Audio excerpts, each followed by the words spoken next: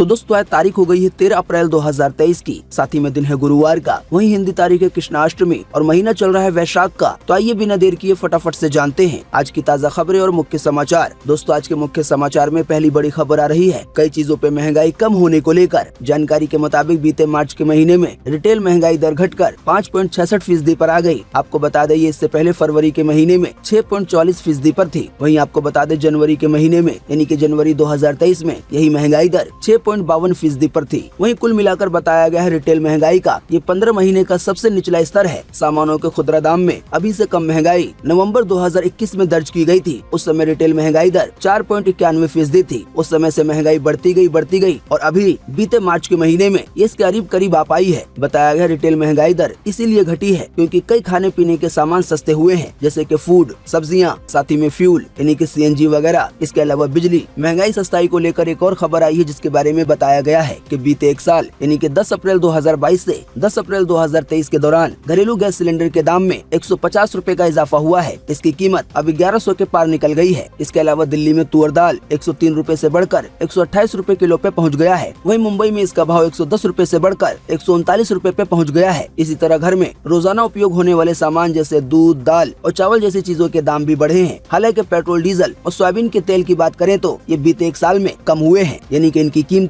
आसान शब्दों में कहें तो इस खबर में ये बताया गया है कि बीते एक साल में घरेलू गैस सिलेंडर, साथ ही में चावल, दूध और दाल महंगा हुआ है, लेकिन वहीं सोयाबीन तेल या बाकी सरसों का तेल वगैरह भी और पेट्रोल, डीजल सस्ता हुआ है। पर वही जो आटा है वो महंगा हुआ है। बताया गया देश की राजधानी दिल्ली में 10 अप्रैल 2022 को 1 किलो आटे के लिए 26 रुपए देना पड़ता था, लेकिन अभी 10 अप्रैल 2023 को यही कीमत 30 रुपए के आसपास थी। वहीं आपको बता दें जो शक्कर का दाम है यानी कि चीनी का, वो जस का तस है। वहीं दोस्तों महंगाई सस्ताई को लेकर एक और खबर आई है जिसमें ये बताया गया है कि इस साल से लोन लेना सस्ते हो जाएंगे। देश दुनिया के बैंकिंग एक्सपर्ट्स और फाइनेंशियल इंस्टीट्यूशंस का अनुमान है कि भारत में रिटेल महंगाई दर 6% से नीचे आएगी। वहीं दूसरी तरफ आर्थिक विकास दर थोड़ी सुस्त पड़ने की आशंका है। ऐसे में रिजर्व बैंक रेपो रेट में कटौती शुरू करेगा। इससे आने वाले दिनों में लोन लेना सस्ता हो जाएगा और कई चीजों पे महंगाई और कम हो सकती है। हालांकि आपको बता दें RBI के रेपो रेट वाले फैसले से सबसे बड़ा असर ये पड़ेगा कि लोन लेना सस्ता हो सकता है, यानी कि लोन लेने पे जो ब्याज लगता है उसकी दरें घट जाएंगी। हालांकि आपको बता दें अभी तो ये केवल अनुमान है। वहीं दोस्तों अगली बड़ी खबर आ रही है गूगल के ऑटो आर्काइव फीचर को लेकर। जानकारी के मुताबिक टेक कंपनी गूगल ने एंड्रॉइड डिवाइस यूजर्स के लिए ऑटो आर्काइव फीचर रोल करना शुरू कर दिया है। इस फीचर की मदद से यूजर्स डिवाइस का स्टोरेज फुल होने पर भी ऐप को इंस्टॉल कर पाएंगे। आपको बता दें ऑटो आर्काइव फीचर उन ऐप्स के स्टोरेज को लगभग 60% तक कम कर देता है जिन्हें यूजर अक्सर यूज नहीं करते हैं। कंपनी ने दावा किया है कि ये फीचर डिवाइस के डेटा को डिलीट किए बिना ऐप के साइज को कम कर देता है। जिन ऐप्स के साइज को ऑटो आर्काइव कम करता है वो डिवाइस पर क्लाउड आइकन यानी कि एक बादल का आइकन के साथ दिखाई देते हैं। और ज्यादा आसान शब्दों में कहें तो ऑटो आर्काइव के जरिए एंड्रॉइड डिवाइस यूजर्स ऐप को पूरी तरह से अनइंस्टॉल किए बिना अपने डिवाइस में स्पेस खाली कर पाएंगे। अगर कोई यूजर ऑटो आर्काइव फीचर शुरू करता है तो उसके शुरू करने पर कम यूज किए जाने वाले ऐप्स आंशिक रूप से हटा दिए जाएंगे, यानी कि डिलीट हो जाएंगे, पर ये पूरी तरह से डिलीट नहीं होंगे। ऐप का जो आइकन है वो दिखता रहेगा और उस पर एक बादल का आइकन बना हुआ होगा। ऐसे में फिर आने वाले दिनों में जब भी आपको उस ऐप की जरूरत है तो आप उस पर जैसे ही टैप करेंगे तो वो थोड़ी देर के लिए डाउनलोड होगा और वो ठीक वहीं से शुरू हो जाएगा जहाँ से आपने उस ऐप को छोड़ा था, यानी कि ऐप को डिलीट करने के बावजूद भी वो नए तरीके से शुरू नहीं होगा। आसान शब्दों में कहें तो ऐसे ऐप आपके द्वारा डिलीट करने पर फोन से तो डिलीट हो जाएंगे, लेकिन वो आर्काइव पर यानी कि ऑनलाइन कहीं पर इंस्टॉल रहेंगे। उनका डेटा सुरक्षित रहेगा, लेकिन ये आपके फोन के स्पेस का इस्तेमाल नहीं करेगा। वहीं दोस्तों अगली बड़ी खबर आ रही है छत्तीसगढ़ के मुख्यमंत्री के एक बड़े बयान को लेकर जो उन्होंने बीजेपी पार्टी के बारे में दिया है। जानकारी के मुताबिक छत्तीसगढ़ के मुख्यमंत्री भूपेश बघेल ने भाजपा पर तल्ख टिप्पणी करते हुए कहा है कि भाजपा नेताओं की बेटियां करे तो लव है यानी कि प्यार है और दूसरे की बेटी करे तो जिहाद है। मुख्यमंत्री भूपेश बघेल ने कहा कि भाजपा छत्तीसगढ़ में केवल 2 मुद्दों पर चुनाव लड़ना चाहती है। उनके पास मतांतरण और संप्रदाय के अलावा और कुछ नहीं है। हम किसानों, मजदूरों, आदिवासी, शिक्षा, स्वास्थ्य और रोजगार जैसे मुद्दों को लोगों के बीच रखेंगे। 5 साल के कार्यकाल को सामने रखकर चुनाव मैदान में उतरेंगे। आसान शब्दों में कहें तो छत्तीसगढ़ के जो मुख्यमंत्री है उन्होंने बीजेपी पार्टी की जो नेता है और जो उनकी बेटियां हैं उनके खिलाफ ये कह दे उनके लिए ये बड़ा बयान दिया है कि उनकी बेटियां अगर लव करती हैं तो वो लव है, वो प्यार है, लेकिन अगर किसी दूसरे की बेटी करती है तो वो जिहाद है। देखा जाए तो मुख्यमंत्री का इशारा उन्हीं मामलों की ओर जा रहा है जिस मामले में एक प्यार करने वाला हिंदू होता है तो दूसरा प्यार करने वाला मुसलमान होता है और मुसलमानों के लिए ये कहा जाता है कि अगर वो किसी दूसरे धर्म से प्यार कर रहा है यानी कि दूसरे धर्म की लड़की से या लड़के से तो वो जिहाद कर रहा है, यानी कि वो लव जिहाद के जरिए अपने धर्म को फैलाने की कोशिश कर रहा है। तो इसी कड़ी में मुख्यमंत्री भूपेश बघेल ने बीजेपी पार्टी के नेताओं पे ये तल्ख टिप्पणी करते हुए कहा है कि आपकी बेटियां करे तो लव है और दूसरे करे तो जिहाद है। वहीं दोस्तों अगली बड़ी खबर आ रही है है कर्नाटक के एक बीजेपी नेता को लेकर, जिनका टिकट विधानसभा चुनाव के लिए बीजेपी ने काट दिया है। बताया गया जिस समय कर्नाटक में हिजाब का मुद्दा उठा था तो उस समय उन्होंने इस मुद्दे को खूब उछाला था, लेकिन अब बीजेपी ने इनका टिकट काट दिया है। इसकी वजह से विधायक जी रो भी पड़े हैं। बताया गया बीजेपी ने हिजाब विवाद के चलते सुर्खियों में रहने वाले उडुपी विधानसभा क्षेत्र से विधायक रघुपति भट्ट का टिकट काट दिया है। टिकट कटने से नाराज रघुपति भट्ट ने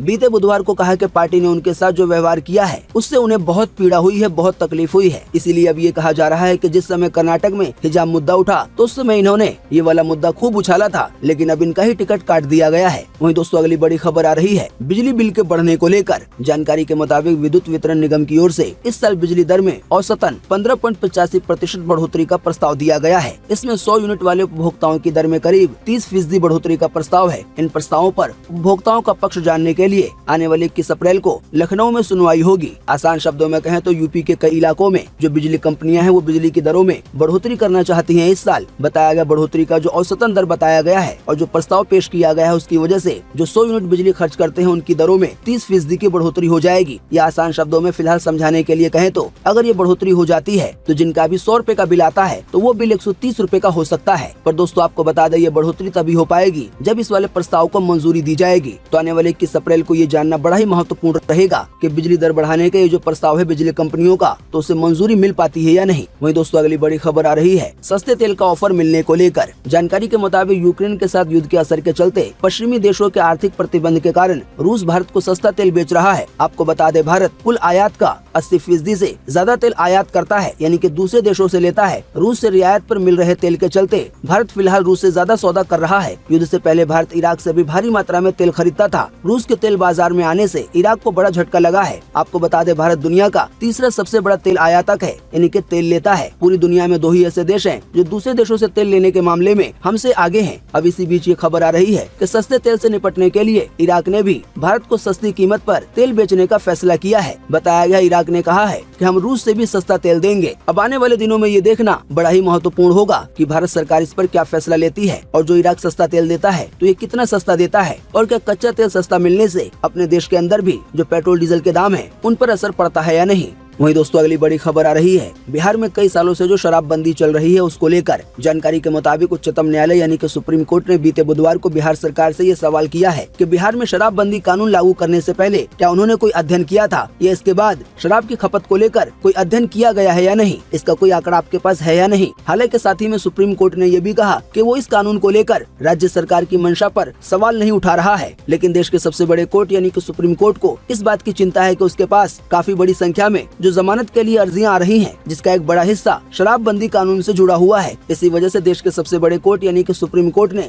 बिहार सरकार से ये पूछा है कि आपने शराबबंदी से पहले कोई अध्ययन किया था या नहीं और शराबबंदी करने के बाद कोई अध्ययन किया है या नहीं, यानी कि आपके पास कोई ऐसा आंकड़ा है या नहीं कि शराबबंदी कानून लागू करने के बाद जो शराब की खपत है वो कम हुई है। क्योंकि शराबबंदी कानून को लेकर काफी सारी अर्जियां आ रही है जमानत को लेकर। जाहिर बात ऐसे में कोर्ट का काफी समय जाता है। वहीं दोस्तों अगली बड़ी खबर आ रही है देश में पहली बार अंडर वाटर ट्रेन चलने को लेकर, यानी कि पानी के नीचे। ताजा जानकारी के मुताबिक भारत में पहली बार अंडर वाटर ट्रेन चली है। आपको बता दें ये ट्रेन बीते बुधवार को पश्चिम बंगाल के हुगली नदी के नीचे से होकर कोलकाता से हावड़ा पहुंची। बताया गया कोलकाता में जिस अंडर वाटर मेट्रो ट्रेन का परीक्षण किया गया है वो हुगली नदी के पूर्वी तट पर एस्प्लेनेड और पश्चिमी तट पर हावड़ा मैदान को जोड़ती है। वहीं बताया गया हावड़ा का मेट्रो स्टेशन जमीन से 33 मीटर नीचे है और ये देश का सबसे गहरा मेट्रो स्टेशन है। तो दोस्तों इस खबर में कोई भी समझाने वाली बात नहीं है। हालांकि ये फख्र की बात है कि अपने देश में ऐसी कोई ट्रेन चली है जो पानी के नीचे से होते हुए अपने मंजिल तक पहुंचेगी। वहीं दोस्तों अगली बड़ी खबर आ रही है बिहार के मुख्यमंत्री नीतीश कुमार को लेकर। जानकारी के मुताबिक बिहार के मुख्यमंत्री नीतीश कुमार और उप मुख्यमंत्री तेजस्वी यादव ने बीते रोज बुधवार को राष्ट्रीय राजधानी में दिल्ली के मुख्यमंत्री अरविंद केजरीवाल से मुलाकात की। केजरीवाल से मुलाकात करने के बाद बिहार के मुख्यमंत्री ने कहा कि हम ज्यादा से ज्यादा विपक्षी पार्टियों को एकजुट करेंगे। दोस्तों आपको बता दें ऐसा इसलिए किया जा रहा है ताकि आने वाले दिनों में बहुत सारी विपक्षी पार्टियां मिलकर बीजेपी के खिलाफ एजेंडा बना सकें। इसी कड़ी में ये भी खबर आ रही है कि नीतीश कुमार ने राहुल गांधी से भी मुलाकात की। जैसा कि आप देख सकते हैं अगली खबर में बताया गया है कि बिहार के मुख्यमंत्री नीतीश कुमार और डिप्टी सीएम तेजस्वी यादव बीते बुधवार को दिल्ली में कांग्रेस अध्यक्ष मल्लिकार्जुन खड़गे और राहुल गांधी से मिले। मुलाकात के बाद नीतीश और राहुल ने मीडिया से बातचीत की। नीतीश कुमार ने कहा कि हमारी विपक्षी एकता पर बात हुई है, ज्यादा से ज्यादा पार्टियों को एक साथ लाने करने की कोशिश है। वहीं नीतीश कुमार ने ये भी कहा कि हमारी बात सकारात्मक हुई है। साथ ही में राहुल गांधी ने कहा कि नीतीश जी की पहल बहुत अच्छी है। अपोजिशन को एक करने के लिए ऐतिहासिक कदम उठाया गया है। हम देश पे आक्रमण के खिलाफ लड़ेंगे। वहीं दोस्तों अगली बड़ी खबर आ रही है देश के मुख्यमंत्रियों को लेकर। जानकारी के मुताबिक भारत के अलग अलग राज्यों और केंद्र शासित प्रदेशों के मौजूदा 30 में से 29 मुख्यमंत्री करोड़पति हैं। आंध्र प्रदेश के जगनमोहन रेड्डी सबसे अमीर मुख्यमंत्री हैं। इनकी कुल संपत्ति 510 करोड़ रुपए है। वहीं जो पश्चिम बंगाल की मुख्यमंत्री है ममता बनर्जी, इनकी संपत्ति केवल 15 लाख रुपए है। यानी कि ममता बनर्जी के अलावा इस देश में जो भी मुख्यमंत्री हैं वो करोड़पति हैं। वहीं दोस्तों अगली बड़ी खबर आ रही है रोबोटिक केचुए को लेकर। जानकारी के मुताबिक कई दशकों से वैज्ञानिक सॉफ्ट रोबोट डेवलप करने में जुटे हैं। ये रोबोट उस जीव से प्रेरित है जिसे हम अमूमन किसी काम का नहीं समझते हैं, यानी बिना हड्डी बिना रीढ़ के केचुए। हालांकि आपको बता दें केचुओं की खूबियां अपने आप में ही काफी अनूठी है। मसलन ये मिट्टी में काफी अच्छी खुदाई कर सकते हैं और आसानी से कहीं भी घुस और मुड़ सकते हैं। Swedish university of agriculture sciences की रिसर्चर एल्सा एराजोला कहती हैं कि केचुए काफी फ्लेक्सिबल होते हैं, यानी कि किसी भी तरह से मुड़ सकते हैं। साथ ही में उन्होंने ये भी कहा कि केचुए कुछ ऐसे काम कर सकते हैं जो अभी मशीन भी नहीं कर सकती। हालांकि इसी बीच ये खबर आ रही है कि इटालियन इंस्टीट्यूट ऑफ टेक्नोलॉजी के सॉफ्ट रोबोटिक्स ग्रुप के शोधकर्ताओं ने एक ऐसा रोबोट बनाया है जो केचुए की तरह सरक कर चलता है, यानी कि ये बड़ा ही फ्लेक्सिबल है और इससे कुछ काम ऐसे करवाए जा सकते हैं आने वाले दिनों में जो अभी तक कोई भी मशीन नहीं कर पाई है। वहीं दोस्तों अगली बड़ी खबर आ रही है अमरनाथ यात्रा को लेकर। जानकारी के मुताबिक श्री अमरनाथ की पवित्र गुफा की वार्षिक तीर्थ यात्रा 2023 की तैयारियों को प्रशासन ने अंतिम रूप देना शुरू कर दिया है। सीमा सड़क संगठन को निर्देश दिया गया है कि वो चंदनबाड़ी पवित्र गुफा मार्ग पर 20 मई तक बर्फ हटाने का काम पूरा करें। बताया गया है इस साल श्री अमरनाथ की पवित्र गुफा की वार्षिक तीर्थ यात्रा 20 जून के बाद किसी दिन भी शुरू हो सकती है। इस साल ये यात्रा 65 से 70 दिनों के लिए रहेगी। वहीं दोस्तों अगली बड़ी खबर आ रही है यूक्रेन के छात्रों को लेकर जो कि भारत लौट आए हैं। जानकारी के मुताबिक रूस के साथ जंग शुरू होने के बाद यूक्रेन से जान बचाकर अपने देश लौटे भारतीय मेडिकल छात्रों के लिए राहत भरी खुशखबरी आई है। युद्ध के बीच ऑपरेशन गंगा के तहत भारत लौटे छात्रों को अपनी मुख्य परीक्षा देने के लिए यूक्रेन जाने की जरूरत नहीं है। ऐसे भारतीय छात्र यहाँ रहकर ही यूक्रेनी विश्वविद्यालयों के मुख्य परीक्षाओं में शामिल हो सकेंगे। आसान शब्दों में कहें तो जो भारतीय छात्र यूक्रेन में पढ़ रहे थे मेडिकल की पढ़ाई या दूसरी पढ़ाई, तो अब उन्हें परीक्षा देने के लिए यानी कि जो मुख्य परीक्षा है जिसके बाद परिणाम आएगा, तो उसके लिए उन्हें यूक्रेन जाने की जरूरत नहीं है, भारत में रहते हुए ही परीक्षा दे सकेंगे। बताया गया यूक्रेन सरकार की ओर से भारतीय छात्रियों को भारत से ही मुख्य परीक्षा देने की अनुमति दी जाने की आधिकारिक घोषणा कर दी गई है। वहीं दोस्तों अगली बड़ी खबर आ रही है यूपी बोर्ड के रिजल्ट को लेकर। जानकारी के मुताबिक उत्तर प्रदेश माध्यमिक शिक्षा परिषद की ओर से यूपी बोर्ड परीक्षाओं की उत्तर पुस्तिकाओं की मूल्यांकन प्रक्रिया समय से पहले पूरी कर ली गई है। साथ ही बताया गया है विशेष प्रायोगिक परीक्षाएं भी संपन्न हो चुकी हैं। अब ऐसे में रिजल्ट जारी करने की तैयारी की जा रही है, यानी कि अब कभी भी जल्दी यूपी बोर्ड के 10वीं और 12वीं के परिणाम जारी हो सकते हैं। वहीं दोस्तों अगली बड़ी खबर आ रही है आम आदमी पार्टी के एक नेता के आरोप को लेकर। जानकारी के मुताबिक आम आदमी पार्टी के सांसद संजय सिंह ने प्रवर्तन निदेशालय यानी कि ईडी पे गंभीर आरोप लगाए हैं। उन्होंने बीते बुधवार को एक बयान देते हुए कहा है कि ईडी के अफसर 3rd डिग्री टॉर्चर कर लोगों से जबरन बयान लिखवा रहे हैं। साथ ही में उन्होंने ये भी कहा कि ईडी ने चंदन रेड्डी के नाम के एक व्यक्ति को इतना पीटा कि उसके कान के पर्दे फाड़ दिए। इस मामले में संजय सिंह ने यानी कि आम आदमी पार्टी के नेता ने चंदन रेड्डी की मेडिकल रिपोर्ट भी दिखाई। बताया गया चंदन रेड्डी ने हाईकोर्ट में याचिका लगाई है। इसमें लिखा है कि ईडी के अफसरों ने मुझसे उन कागजातों पर दस्तखत कराया है जिनकी जानकारी मुझे नहीं थी, जो फैक्ट मुझे पता नहीं थे। दस्तखत न करने पे मुझे इतना मारा कि मेरे कान के पर्दे फट गए। वहीं दोस्तों अगली बड़ी खबर आ रही है नवाजुद्दीन सिद्दीकी को लेकर। दोस्तों आप नहीं जानते हैं तो आपको बता दें, नवाजुद्दीन सिद्दीकी ने अभी हाल ही में अपने भाई शमास सिद्दीकी पर 100 करोड़ रुपए की मानहानि का मुकदमा दर्ज किया था। उस पर बीते बुधवार को बॉम्बे हाईकोर्ट में सुनवाई हुई थी। इस मामले में 2 अलग दावे सुनने को मिल रहे हैं। शमास सिद्दीकी के वकील दीपेश मेहता का कहना है कि कोर्ट ने उन्हें 3 मई की तारीख दी है। वहीं दोनों भाइयों को कोर्ट के बंद कमरे में मामले को सुलझाने की हिदायत दी गई है। वहीं नवाजुद्दीन सिद्दीकी का खेमा इन दावों को बेबुनियाद करार दे रहा है। उनका कहना है कि फैसला नवाज के पक्ष में जा रहा है। कोर्ट ने हिदायत दी है कि अगली सुनवाई तक दोनों खेमा सोशल मीडिया पर एक दूसरे के ऊपर छींटाकशी नहीं करेगा, यानी कि एक दूसरे के बारे में उल्टी सीधी बातें नहीं करेगा। इसी बीच ये भी खबर आ रही है कि नवाजुद्दीन सिद्दीकी के भाई ने कहा है कि हम भाई हैं, इसी की वजह से अब मामला बंद कमरे में सुलझा लेंगे। वहीं दोस्तों अगली बड़ी खबर आ रही है कोरोना को लेकर। जानकारी के मुताबिक भारत में कोरोना अब अंतिम दौर में है। अगले 10 से 12 दिनों तक अभी और केस बढ़ेंगे, फिर उसके बाद ये कम होने लगेंगे। वर्तमान में भले ही मामले बढ़ रहे हैं, लेकिन अस्पताल में एडमिट मरीजों की संख्या कम है। आगे भी ऐसा ही होने की उम्मीद है। बताया गया न्यूज एजेंसी पीटीआई के आधिकारिक सूत्रों से बीते बुधवार को ये जानकारी मिली है, जिसमें ये कहा गया है कि कोरोना से कोई खास घबराने की जरूरत नहीं है। यानी कि अभी जो कोरोना के मामले बहुत तेजी से बढ़ रहे हैं, वो आने वाले दिनों में 10 से 12 दिन तक और बढ़ेंगे और फिर ये रुक जाएंगे। हालांकि दोस्तों आपको बता दें, ये कोई आधिकारिक जानकारी नहीं है। आपको बता दें, उत्तर प्रदेश में भी कोरोना कोरोना के केसेस तेजी से बढ़ रहे हैं। लखनऊ में 7 महीने के बाद बीते बुधवार को केवल एक दिन में 97 पॉजिटिव केस मिले हैं। इसके बाद प्रशासन ने नई कोरोना गाइडलाइन जारी कर दी है। इसमें स्कूल, दफ्तर, अस्पताल, रेलवे स्टेशन, एयरपोर्ट और पब्लिक प्लेस पर मास्क लगाने को अनिवार्य कर दिया गया है। यानी कि अब यूपी के लोगों को इन सभी जगहों पर मास्क लगाना होगा। दोस्तों, अनिवार्य करने का आसान सा मतलब ये है कि अगर कोई इसका पालन नहीं करेगा तो उस पर कार्रवाई हो सकती है। आइए दोस्तों, आपको इसी कड़ी में लगे हाथों बताते हैं कोरोना वायरस का ताज़ा अपडेट सीधे भारत सरकार की वेबसाइट से। तो भारत सरकार की अपनी वेबसाइट mygov.in के मुताबिक बीते रोज लगभग 24 घंटे में 7,825 नए मरीज मिले हैं कोरोना वायरस के। पर अच्छी बात ये रही कि इसी दौरान 4,692 लोग ठीक हुए हैं कोरोना वायरस से। हालांकि इसी दौरान 11 लोगों की जान फिर चली गई है कोरोना के कारण देश भर में। वहीं अगर बात की जाए एक्टिव केसों की, तो अब अपने देश में एक्टिव केसों की संख्या 40,215 हो गई है। यानी कि अब अपने देश में कोरोना वायरस के इतने मरीज हो गए हैं जिनका इलाज चल रहा है। वहीं दोस्तों, अगली बड़ी खबर आ रही है बिहार में भूकंप आने को लेकर। जानकारी के मुताबिक बिहार में सीमांचल के कई जिलों में बीते बुधवार सुबह 5:30 बजे भूकंप के झटके महसूस किए गए। सहरसा, मधेपुरा, कटिहार, किशनगंज, पूर्णिया, अररिया में ये झटके महसूस किए गए। भूकंप की तीव्रता रिक्टर पैमाने पर 4.3 मापी गई है। आइए दोस्तों, आपको अगली खबर में बताते हैं मौसम का ताजा हाल। ताजा जानकारी के मुताबिक मौसम विभाग ने अगले 24 घंटे के लिए यानी कि आज 13 अप्रैल के लिए जारी किया है मौसम का पूर्व अनुमान। तो मौसम विभाग के अनुसार अगले 24 घंटे के दौरान और इसके 2 दिन के बाद भी कई हिस्सों में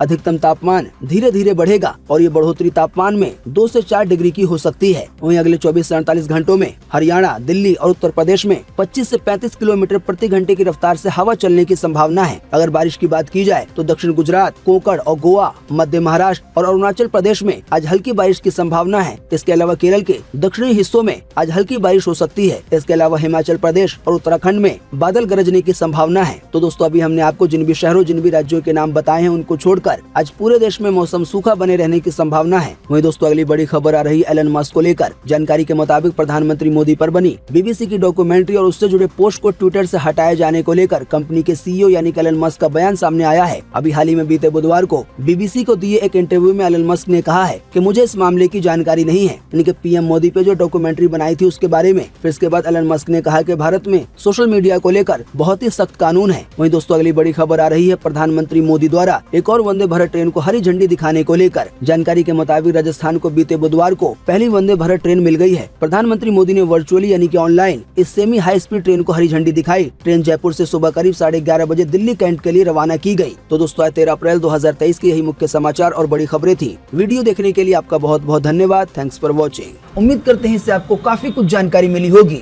हम बस इसके बदले में आपसे इतना ही चाहते हैं कि आप इस वीडियो को लाइक कर दें और शेयर कर दें, क्योंकि आपका लाइक और शेयर करना ही होता है हमारी मेहनत का फल।